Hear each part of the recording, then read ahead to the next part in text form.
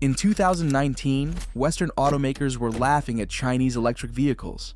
They were calling them glorified golf carts. You don't see them at all as a competitor? No. Well, the Chinese built a lot of great stuff, but cars is not one of them just yet. 4 years later, nobody's laughing anymore. In less than 4 years, look at it. Yeah, look at 2019. From 21, in 3 years, they went from last to first place. In China this year, half of new car sales will be either BEVs or PHEVs. That's remarkable. 1 in 2. That's up from 10% 4 years ago. 10% to 50% in China. In just 4 years, China went from dead last in global car exports to number 1.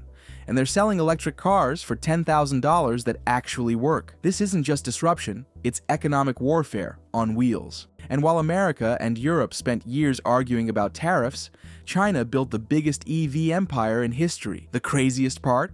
We handed them the blueprint. China's EV dominance didn't happen overnight. This was a calculated takeover a decade in the making. China's car industry is really willing to collaborate with its tech industry because it can do that, right? Like it doesn't have, like it's not so entrenched in like, you know, the throes of car building. There's so many young, talented people in China that are like, you know, they have new ideas, they have new ways of thinking, and they're not necessarily encumbered by what's going on in the past. While Western automakers were protecting their gas-powered cash cows, China poured $250 billion into building a complete EV ecosystem, from batteries to motors to software. China has the entire ecosystem working for it. China has battery, China has ore, lithium ore, and the entire value chain is predominantly Chinese. So eventual winner is going to be China. But the ultimate plot twist? Remember when we invited Tesla to build their Gigafactory in Shanghai? That might have been the biggest tech transfer in automotive history. You take away Tesla from the China market and industry, I'm not sure we're anywhere close to where we are today. I can tell you in 2019, I had dinners with the CEOs of Chinese automakers. This is 2019, including BYD. And I talked to the CEOs of other Chinese automakers, and they said, electrics, I'm not sure. Maybe a niche, maybe. But no customer really wants an electric car. That's our problem here. And that was as recent as 2019. Enter Tesla. Tesla showed up in China and basically ran a masterclass in how to build desirable EVs. Chinese companies took notes, made improvements, and started pumping out cars that aren't just cheap. They're actually good. So these brands are, and their technology, they're getting legitimately good on their own. Let's talk price tags, because this is where things get wild. Look at this, $9,700. What? Yes. The Seagull. Its starting price is $9,700, which is about 5% cheaper than a previous model. Their cars are getting cheaper. That's right. BYD is selling EVs for under $10,000 in China. The cheapest EV you can buy in America? The Chevy Bolt at around $27,000. And that's considered a bargain.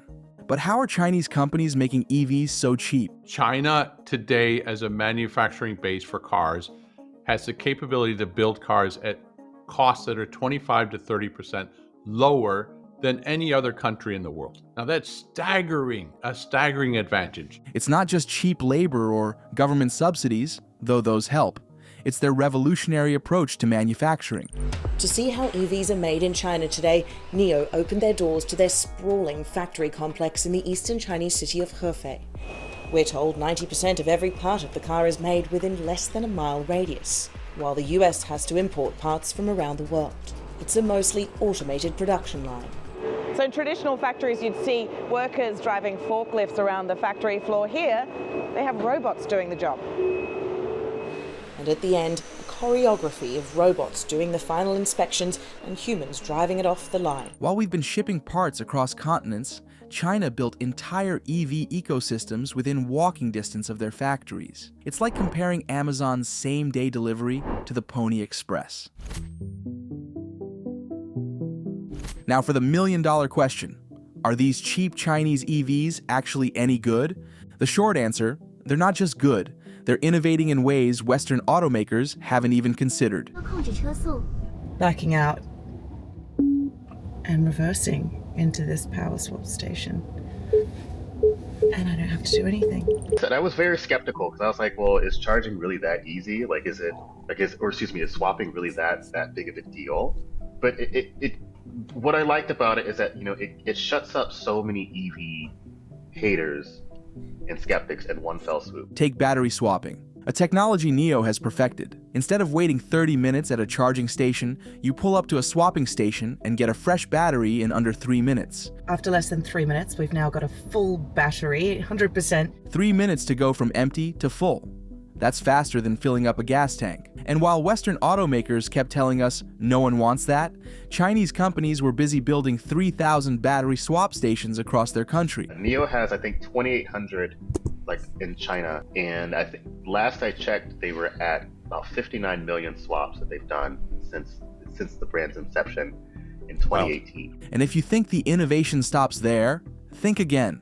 Chinese EVs are coming loaded with tech that makes American cars look like they're running Windows 95. Every single car, brand new car, electric vehicle I got my hands on in China, they all have these really thoughtful software interfaces. Every single one. And they were a lot of times they were self-developed, and it all worked really well. It all looked really pretty. It was all super responsive. And I just think about some of the trials and tribulations I've had in American EVs, and it was frustrating. So China's winning the EV race on price, technology, and innovation. But surely American know-how and manufacturing excellence will help us catch up, right? About that. Remember all those rare earth minerals needed for EV batteries? Guess who controls most of them? So to build an EV, you need 66.3 kilograms of graphite, okay? Then you need 53.2 kilograms of copper. For gas, you only need 22.3 kilograms of copper for a gasoline car. All these minerals are crucial for building EVs. And when you look at where they're found... Well, guess what country, natural resources, has the most of these rare metals? China doesn't just have the manufacturing advantage, they have the raw materials too. It's like they're hosting the game, wrote the rules, and own the ball. This has put Western automakers in a bind. They're getting squeezed from all sides. The thing that keeps executives in America and Germany and Japan and Korea up at night is that if you look at it, China today as a manufacturing base for cars has the capability to build cars at costs that are 25 to 30% lower than any other country in the world. So what's the West's response to this existential threat? Tariffs. Lots and lots of tariffs. Starting Friday, provisional tariffs will be imposed on EVs made in China coming into the EU on top of the standard 10% tariff on imported cars. The rate slightly tweaked from the initial proposal last month. It ranged from 17.4% to 37.6%. Western car makers like Tesla and BMW will also be subject to 20.8% tariffs. And the US is going even further. 100% tariff rate on EVs will protect American manufacturers from China's unfair trade practices. This action advances President Biden's vision of ensuring the future of the auto industry will be made in America by American workers. That's right. A 100% tariff, meaning a $10,000 Chinese EV would cost $20,000 by the time it hits American shores. Problem solved, right? Not so fast. The Chinese aren't exactly quaking in their boots over these tariffs. In fact, they've got a few tricks up their sleeves. First, they're building factories abroad to bypass tariffs completely. BYD opened a factory in Thailand, its first EV plant in Southeast Asia. It's part of a wider push into the fast-growing regional market and beyond. When you can't jump over the wall, go around it. And Chinese automakers are circling the wagons. Some are even eyeing Mexico as a production base, which could give them tariff-free access to the U.S. market under NAFTA. American automakers may also face competition from established companies like BYD, known for mass-producing affordable cars.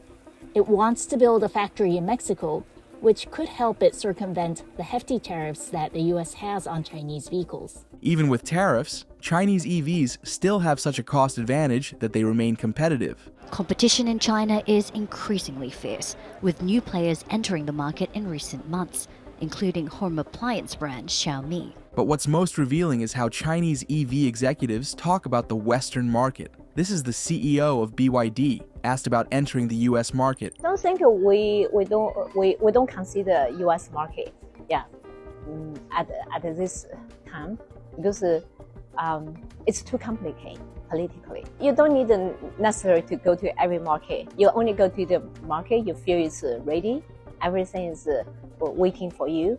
Then that's our approach. Like one is BYD resource. Let us focus on other markets. It's already occupy a lot of resource from us. And the second, it's not necessary for us to come to US. Maybe sometimes, but I don't see that schedule now. Yeah. They don't even need us. They're selling to over 70 countries, dominating Europe, Southeast Asia, and Latin America. The US market is just one piece of a much larger global strategy. So what's the end game here? Can Western automakers compete? Or are we watching the slow-motion collapse of an industry?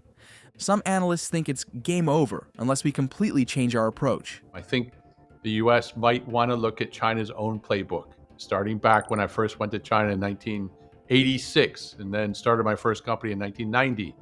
What did China do at that time? It said, hey, you want access to our big, beautiful market here. Here's the terms. Others believe the only way forward is collaboration with Chinese companies. I'd recommend that the US do the same with the ambition of building out supply chains here in the United States that we can call our own. So right now we open up the cupboard and we look, how are our battery supply chains doing here in the US? Very thin. The cold, hard truth is that the West is at least a decade behind China in the EV race, and the gap isn't narrowing, it's widening. The rest of the auto industry is very terrified of these Chinese car companies because they're coming into Europe and they're coming into South America and Southeast Asia, and they're taking over within China, all these places where, you know, the incumbents, the European automakers, American automakers, Japanese, they have ruled basically for decades. They really have been blindsided by this. But before we throw in the towel, there is one bright spot in this story. Competition breeds innovation. The challenge from China might be exactly what Western automakers need to finally get serious about EVs. The reality is, this race is far from over, but Western automakers need to stop arguing about tariffs and start focusing on what matters, building better, cheaper EVs that people actually want to buy. I can see a scenario where he says, look at what I've done. BYD's bringing a $3 billion investment in. They're going to hire thousands of Americans, and they're going to build out our supply chains in Kansas. Wow. That's all plus. That's all upside. I could see him doing a deal like that. Whether through competition, collaboration, or a mix of both, the EV revolution is happening with or without us, and the stakes couldn't be higher. China is already the world's biggest producer of cars and leads the battery-powered industry. 60% of the world's electric vehicles, or EVs, are sold in China. Earlier this year, homegrown brand BYD overtook Tesla as the world's biggest-selling EV maker. And for consumers? Well, the future might just mean better, cheaper EVs for everyone. Companies from China to the U.S. are trying to create electric cars that are less expensive and can drive further on a single charge. Tesla had quite a head start, but lately some Chinese companies are showing that getting off fossil fuels does not need to come with a hefty price tag. So next time someone laughs at Chinese cars, maybe pause and think about the last time you checked your smartphone. You know, that technological marvel made in China that's basically an extension of your brain. Then ask yourself, who's really got the last laugh?